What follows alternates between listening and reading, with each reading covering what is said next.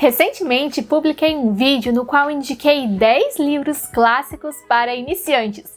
E aí comecei a refletir que eu tenho muito mais que 10 títulos para indicar a vocês. Portanto, o vídeo de hoje será uma espécie de parte 2.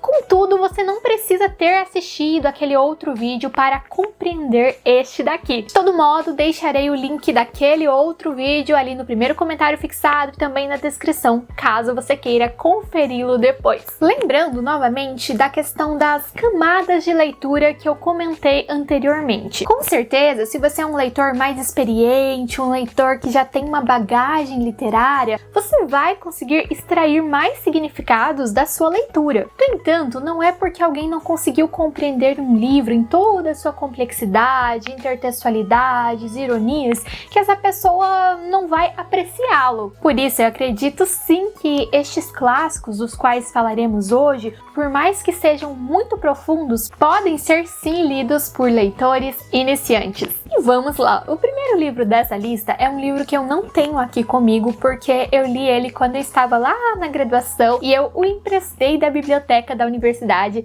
que foi o livro Um Conto de Natal, do Charles Dickens. Charles Dickens é um dos maiores escritores de língua inglesa, com uma produção muito grandiosa, tanto no sentido de importância, quanto também de números mesmo, porque ele escreveu muita coisa. Em Um Conto de Natal, nós vamos ter a história de um homem que vivia em prol do dinheiro. Nada importava para ele tanto quanto o trabalho, dinheiro, até que um dia ele vai receber algumas visitas inusitadas, digamos assim, que vão tentar fazer com que ele mude a sua perspectiva, com que ele pare de olhar tanto para si e comece a olhar para as pessoas ao seu redor, e que com isso ele entenda que a vida é muito mais ampla, que às vezes pessoas que não têm tanto de dinheiro quanto ele tem, que não tem um trabalho tão renomado quanto o dele, talvez estejam sendo mais felizes do que ele. É um livro que tem uma mensagem muito bonita e ao mesmo tempo não é aquele livro dramático, chato, é um livro divertidinho. Em alguns momentos ele vai ter até mesmo aspectos sobrenaturais, nada que dê medo. Eu gosto muito dele. E ele tem cerca de 100 páginas no máximo. Quando pensamos nos personagens mais clássicos da literatura, aqueles personagens extremamente famosos, certamente vamos lembrar de Sherlock Holmes.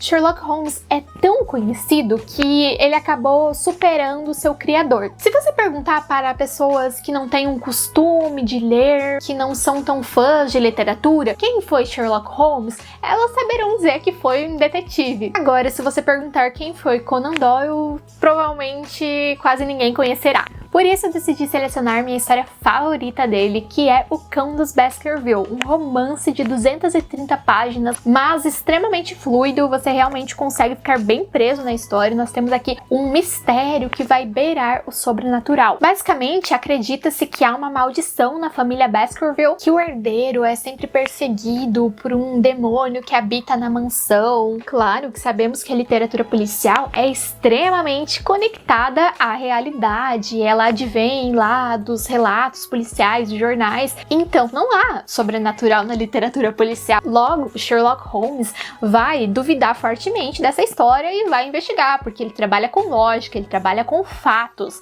Para ele não existe nada de sobrenatural. No entanto, aqui, mais do que a presença do Sherlock Holmes, nós vamos ter um contato muito direto com um amigo dele, o Watson, que é o narrador das histórias de Sherlock Holmes. E os dois próximos livros dessa lista vêm para quebrar uma ideia de que a literatura russa é uma literatura quase que impossível para iniciantes. Não é bem assim.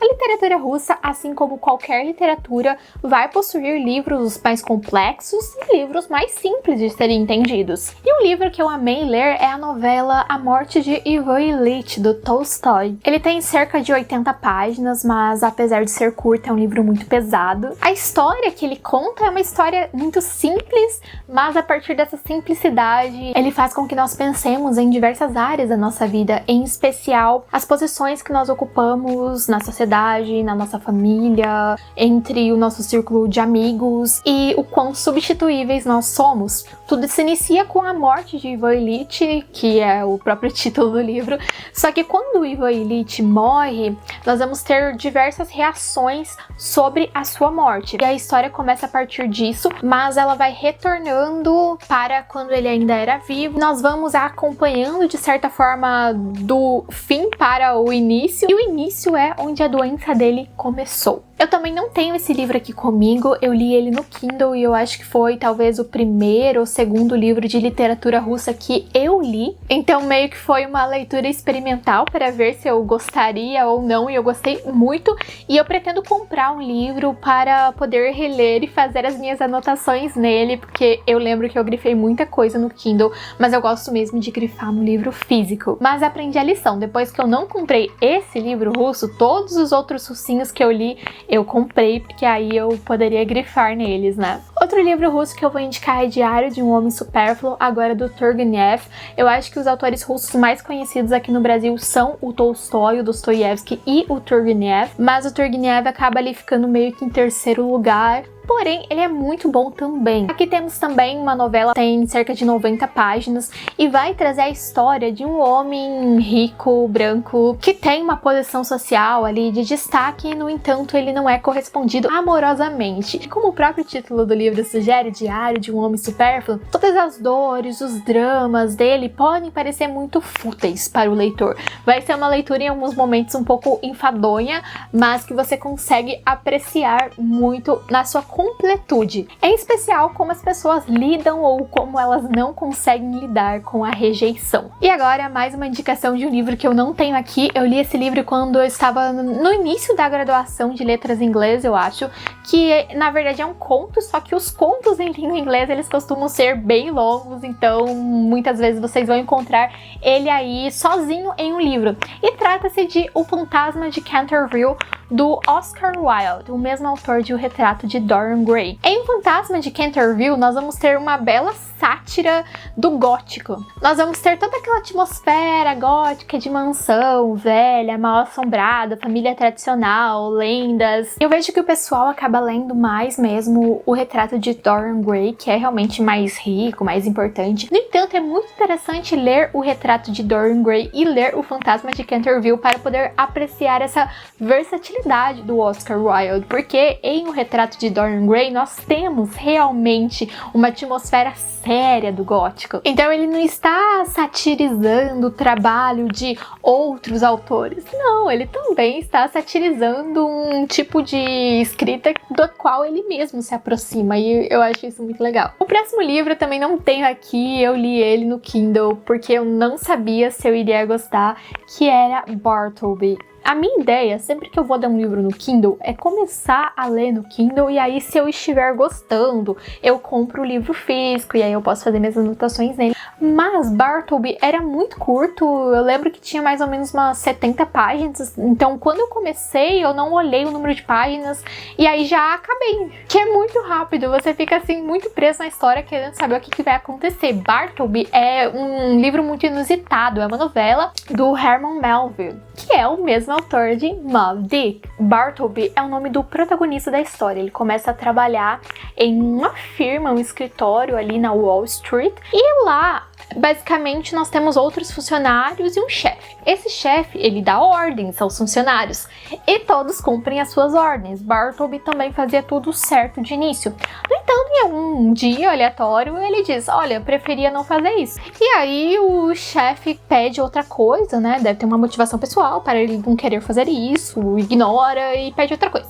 Só que ele responde da mesma forma, não. E assim vai. Isso causa um choque, porque as pessoas não estão acostumadas a ouvir um não duro. Elas querem um não porque nananana. Ou seja, um não e uma explicação. Por mais que seja uma explicação, faça. Já perceberam que quando alguém é convidado para alguma coisa e não quer ir para esse determinado local, a pessoa não diz, ah, não quero, não tô afim. É mais comum que ela fale, ah, não, estou cansado, ah, não posso, estou com dor de cabeça. Sempre dá uma desculpa. É aquela história da cordialidade. Mas em Bartleby nós não temos isso. E por isso que gera esse estranhamento também, além de vários outros aspectos no livro. A próxima indicação é também uma novelinha muito divertida, muito gostosa de ler mesmo, que é Xadrez, uma novela do Stefan Zweig, autor austríaco que morou no Brasil, inclusive acabou falecendo aqui de uma maneira bem trágica. Basicamente praticamente